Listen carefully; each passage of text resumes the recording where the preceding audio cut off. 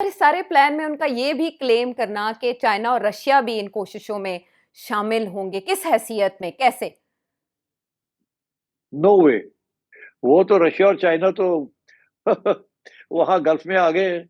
वो ईरान की स्ट्रेट्स में आके हैं, उनकी शिप्स आ गई है, वहां उन्होंने एक्सरसाइजेस करनी शुरू कर दी है। जी। ये इंडिकेशन है, ये सिग्नल है डोनाल्ड ट्रंप कि आपकी आर्माडा आ गया है, तो हम हुँ, तो गल्फ में आ गए, हुँ, हमारी शिप्स आ गई और हम ईरान के साथ बैठ के एक्सरसाइज कर रहे हैं। हुँ। अब वहां अगर कोई ऐसी वैसी बात होती है तो चाइना रशिया भी इन्वॉल्व हो जाएंगे। तो they are not going to get involve in this Palestine question, no sir. अच्छा। लेकिन फिर इन्होंने उनके नाम लेना यहाँ क्यों मुनासिब समझे? ये बताने के लिए कि वो एक पैरेलल मुतवाज़ी निज़ाम यूएन के चला रहे हैं जिसमें सभी ऑन बोर्ड हैं। प्रेज़िडेंट ट्रंप सिर्फ़ ये बावर कराना चाहते हैं, इससे ज़्यादा कुछ नहीं। और देखो प्रेसिडेंट ट्रम्प ने सबको इनवाइट किया हुआ है ना। हुँ, तो चाइना की तरफ से तो अगेन वो आया कि हम एज एन ऑब्जर्वर देखने आ सकते हैं। जी। रशिया तो बोला ही नहीं, अभी तक रशिया ने तो कहा ही कुछ नहीं। हुँ, हुँ, तो no, Chinese and Russians will not support this. हुँ। No sir. लेकिन गार्डियन की एक रिपोर्ट आई है सामने जो गाज़ा के हवाले से ये इंकिशाफ करती दिखाई दे रही है कि वहाँ कोई 350 एकड़ पर मुहित तकरीबन 5000 अफराद पर मुश्तमिल कोई मिलिट्री बेस बनाने का इरादा रखते हैं प्रेसिडेंट ट्रंप, जिसका आपने तस्करा किया। और बाकायदा वहाँ कंस्ट्रक्शन की जो कंपनीज है उनको विजिट भी करवा दिया गया है। उस मिलिट्री बेस का क्या मकसद होगा? मैंने अभी आपसे अर्ज किया ना कि इसराइल चाहता है वहां से भी पैलेस्टीनियों को निकाल दिया जाए। ये तो पहले तो कभी ये बात सुनी नहीं थी। पहले तो गजा की बात होती थी, जी। वहां से तो निकाल दिया इन्होंने, जितने निकाल सकते थे, बाकी को मार दिया। हम्म। हाँ, मगर अभी वो कह रहे हैं वेस्ट बैंक से भी फर्क करो। तो आई थिंक ये जो मिलिट्री बेस यहाँ बना रहे हैं, this is all part of that plan कि अमेरिकन सपोर्ट के साथ हम्म। वहां से भी पैलेस्टीनियंस को निकाला जाए। It's a very dangerous situation hmm. अगर ये वेस्ट बैंक को भी टारगेट करेंगे, बिकॉज जॉर्डन उड़ जाएगा। जी। वो सारे के सारे वेस्ट बैंक के उड़ के जॉर्डन में चले जाएंगे या सीरिया में चले जाएंगे। हम्म। वो तो एक्सेप्ट नहीं करेंगे। हम्म। ऑलरेडी इजिप्ट और जॉर्डन बड़े परेशान हैं कि ये सारे रेफ्यूजीज जो हैं जाएंगे कहाँ, ये हम्म। इधर ही आएंगे ना, इजिप्ट में चले जाएंगे या जॉर्डन में चले जाएंगे या हम्म। सीरिया में चले जाएंगे, सम ऑफ देम मे बी। तो हम्म। ये बड़े इश्यूज हैं फॉर ऑल दोस कंट्रीज। और इस तरह की खबरें आने के बाद मामला यूं है कि बोर्ड ऑफ पीस या इस तरह के किसी भी प्लेटफॉर्म पे इनको चैलेंज भी नहीं किया जा सकता और डिस्कस भी नहीं किया जा सकता क्योंकि जो कंट्रीज उसमें बैठी हैं जाहिर है वो अपनी मजबूरी के सबब बैठी हैं और वो ताउन करने पर प्रेसिडेंट ट्रंप से मजबूर हैं। अच्छा सिट साहब, जब ट्रेड डील भारत और अमेरिका के दरमियान बनी तो ऐसे लग रहा था जैसे टेबल्स टर्न हो जाएंगी, वो एक अरसे से जो रगेद रहे थे प्रेसिडेंट ट्रंप इंडिया को, उसका सिलसिला रुक जाएगा। बट एक बार फिर वो जंग रोकने का क्रेडिट लेते दिखाई दिए और अब की बार तो उन्होंने तैयारों की तादाद बढ़ा के 11 कर दी। वो नाम नहीं लेते कि किसने किसके तैयारे गिराए, लेकिन सभी समझते तो हैं। तो प्रेसिडेंट ट्रंप का ये रवैया किस लिए है अब, जब ट्रेड डील हो चुकी? ट्रेड डील अभी हुई है, उसके डिटेल्स नहीं भी हुए ना। अभी बहुत सी चीजें वर्कआउट करनी है, इंडिया ने बहुत सी बातें कर दी है ना कि हम इतने बिलियन, 500 बिलियन की इन्वेस्टमेंट्स करेंगे, हम ये करेंगे, हम वो करेंगे। ये बातें ही हैं अभी तक। तो हम्म। डोनाल्ड ट्रंप ने अपना प्रेशर जो है ना वो बरकरार रखना है इंडिया के ऊपर। अच्छा। और इसके अलावा पाकिस्तानी डेलीगेशन जिसमें इसहाक डार साहब भी शामिल हैं, वज़ीर आज़म और इसहाक डार साहब Marco Rubio secretary of state, उनसे भी मिले। तो सिटी साहब, उन मुलाकातों का एजेंडा इन्वेस्टमेंट के अलावा क्या हो सकता है? रूज़वेल्ट के ऊपर कहा गया कि साइन हो गए हैं, एमओयू साइन हो गया है, स्टीव विटकॉफ ने साइन किया है पाकिस्तान के साथ। उस पे क्या पेशरफ्त होगी? ईरान के हवाले से क्या बात हुई? या आईएमएफ को लेके भी कुछ डिस्कस हुआ? नहीं नहीं, ईरान शान कोई नहीं डिस्कस हुआ होगा। पाकिस्तान की स्ट्रेटजी बड़ी क्लियर है, इसको कोई छुपी हुई चीज नहीं है।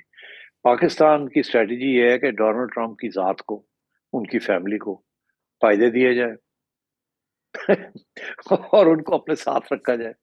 हुँ, कभी वो उनको उनको करेंसीज क्रिप्टो के ऊपर कर देते हैं, कभी वो मिनरल्स को एक्सेस दे रहे हैं, कभी रेकोडिक में दे रहे हैं। हुँ, अब जाकर रूजवेल्ट के अंदर भी उनको आ जाओ आ जाओ आ जाओ तुसी ले लो। हुँ, तो मतलब है कि आई थिंक पाकिस्तान की स्ट्रेटजी जो है वो स्ट्रेटजी है जो डोनाल्ड ट्रंप को समझ आती है, which is um, not diplomacy, um, which is this. हुँ।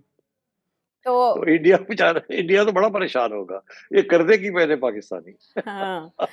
सेठ साहब, इंडिया की परेशानी तो समझ आती है कि वो डिप्लोमेटिकली तो परेशान है, लेकिन एक तरफ राफेल की हम तबाही की बात करते हैं कि राफेल पाकिस्तान ने उड़ा दिए थे, दूसरी तरफ उसकी डील में हमने देखा कि भारत साबित कदम रहा है, बल्कि उसने तैयारों की तादाद बढ़ा दी है परचेज के लिए, नई डील होने जा रही है। तो ये तो उस तासुर की नफी करते हैं कि पाकिस्तान ने कुछ डैमेज किया था राफेल को।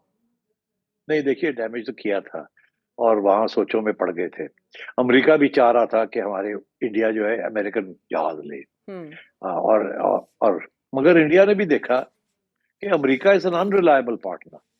आज ये इस तरीके से है, कल को और भी बड़ी गड़बड़ हो सकती है। तो हम्म। उन्होंने ऑन बैलेंस यही देखा है कि शायद राफेल का फेलियर नहीं था, it was the failure of the Indian air force.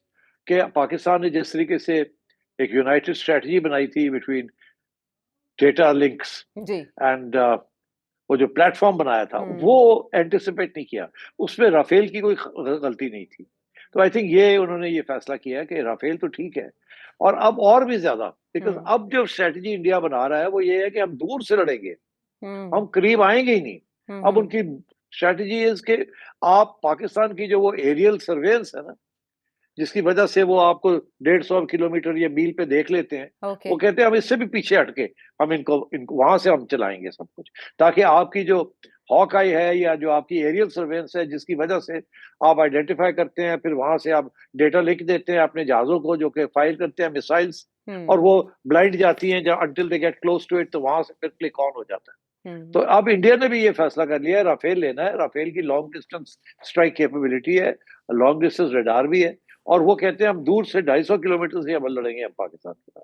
तो आई थिंक उन्होंने भी अपना थोड़ा बहुत तब्दील किया है। ओके, ऐसे में ईरान का तस्करा हुआ सेठी साहब, दोनों चीज़ें पैरेलल चल रही हैं। यानी दिसंबर में ईरान के अंदर शोरिश हुई, मुजाहरे हुए, उसके बाद से अमेरिका ने धमकियां देना शुरू की। इधर पीस बोर्ड के ऊपर पेशरफ जारी है, उधर ईरान को धमकाने का सिलसिला जारी है, और अभी आपने खुद ही तस्करा कर दिया कि वहाँ मशकें हो रही हैं और आपनाए हर्मस को बंद करने की स्लाइटली जुजवी तौर पर ईरान ने पेशकदमी कर ली है। मीनवाइल ईरान के जो मुस्तकिल मिशन है उनकी जानिब से सेक्रेटरी जनरल ऑफ यूएन को खत लिखा गया कि अगर अमेरिका ने कोई ऐसा इकदाम किया तो हम भी फैसला कौन इकदाम से इसका जवाब देंगे। और प्रेसिडेंट ट्रंप कह रहे हैं कि आइंदा 10 दिनों में क्लियर हो जाएगा कि हम मुआहिदा करते हैं ईरान के साथ या ईरान पे हमला होता है। तो वाकई 10 दिनों के अंदर अंदर ये डिसाइड हो जाएगा। देखिए ये सारा कुछ अमेरिका ने पूरी अपनी जंग की जो सामान है वो भेजा था जी। धमकी देने के लिए। हम्म। वो धमकी काम नहीं आई ना, जी। फिर इस पे एक दफा पुश बैक किया, फिर हम्म। भी और भेजा, कोई फर्क नहीं पड़ा। अब कहते हैं 10 दिन और दे देते हैं। हम्म। अब मसला क्या है? मसला ये है कि ईरान धमकियों के अंदर आ नहीं रहा है। ईरान ये कह रहा है, ईरान की तरफ से, अमेरिका की तरफ से जो मेरी जो खबर है, अंदर की है या बाहर की है, वो ये है कि अमेरिका ने एक पेशकदमी की थी कि ईरान को कि देखिए हम नहीं चाहते जंग, आप भी नहीं चाहते, अच्छा। मगर अब ये है कि हम दोनों बहुत आगे बढ़ गए हैं, हम्म। हमने अपनी जंगी जहाज भेज दिए हैं, अब कुछ तो करना पड़ेगा ना, हम पीछे कैसे चले जाए? हम्म। अगर हम कुछ किए बगैर वापस जाते हैं तो अस्सी तो उड़ जाएंगे कर, जी। हमारा जो सारा फोर्स वो तो फर्क है फिर हमारी जो। तो आप ऐसे करें, एक छोटी सी जंग कर लेते हैं। हम्म। वो छोटी सी जंग से मुराद है कि आप 2 दिन के लिए 3 दिन के लिए हम आके कुछ ठिकाने जो हैं ठाठू कर देंगे वहां, अच्छा। और आप मेहरबानी करके 2-3 ऐसी जगह ढूंढ लें जहां आप ठाठू कर दें। उसके बाद आप कहें आप जीत गए, हम कहेंगे हम जीत गए, हम चले जाएंगे एक और वापस। हम्म। ईरान ने रिजेक्ट कर दिया ये। ईरान ने कहा नो, अच्छा। तुम एक बम भी मारोगे तो हम फिर सारा ही मारेंगे। हम्म। हम इसराइल को तो मारेंगे मारेंगे ही, हम यूएई को भी मारेंगे, जहां आपके बेसिस हैं कतर में भी, इधर उधर भी हम, फिर इट्स फुल वॉर। हम्म। एक कदम आपने आगे बढ़ाया जंग की, एक बम फेंका तो इट्स फुल वॉर। ये भूल जाएं कि जी आपको अब मौका दे दिया जाए वापस जाने का, आप बम मार के वापस चले जाए, ये नहीं होगा अब। हम्म। तो अब अमेरिका जो है उसको उसने 10 दिन और मांग लिए। जी। That is what has happened. अब हम्म। वो 10 दिन के अंदर ये लोग जिनीवा में भी बात कर रहे हैं और जगह पे भी बात कर रहे हैं, और वो जो अमेरिका ये चाहता है कि इनको कोई फेस सेविंग मिल जाए। अभी तक तो 3 पॉइंट एजेंडा जो है उसके ऊपर ईरान जो है वो 2 पॉइंट्स के ऊपर तो कंसीड करने के लिए तैयार नहीं। एक पॉइंट है जो न्यूक्लियर जो फिसाइल मटेरियल है उनके ऊपर, उसके ऊपर वो बात करने के लिए तैयार है, एक नई ट्रीटी साइन करने के लिए तैयार है। मगर क्या वो अपना मिसाइल डिफेंस और वो जो है उसको गिव अप करेगा? नो, सवाल ही पैदा नहीं होता। हाँ, हम्म। तो वो तो ईरान तो ये कह रहा है आप सैंक्शन उतारें, कारोबार करें हमारे साथ, ये ऑफर किया है उन्होंने कि हम इतने बिलियन का कारोबार करते हैं आपके साथ, आपके ये खरीदेंगे वो खरीदेंगे, और मगर आप ये है हमारे जो फंड्स फ्रीज किए हुए वो भी आप खोलें, एंड सो ऑन। मगर डोनाल्ड ट्रंप जो है वो अब अपने लिए ढूंढ रहा है रास्ता निकलने का यहाँ से।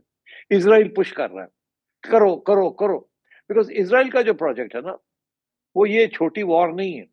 इसराइल का ये प्रोजेक्ट है कि इसराइली एयरफोर्स एंड अमेरिकन मिल के ईरान को बिल्कुल तबाह कर दे। अगर हम्म। 1 महीना भी लगता है, जैसे इसराइल ने गाजा के अंदर किया है ना, जी। तबाही कर दी, बिल्कुल छोड़ा नहीं। हम्म। वो चाहते हैं कि ईरान के ऊपर भी ऐसे ही किया जाए, हम्म। और उसका जो नतीजा वो चाहते हैं कि ईरान के कम से कम 2 या 3 टुकड़े भी कर दिए जाएं। कि जैसे ये पूरी कैंपेन शुरू होती है, जिसमें लाखों लोग मारे जाएंगे ईरान के अंदर, और शायद इसराइल के अंदर भी, और it will engulf the entire middle east.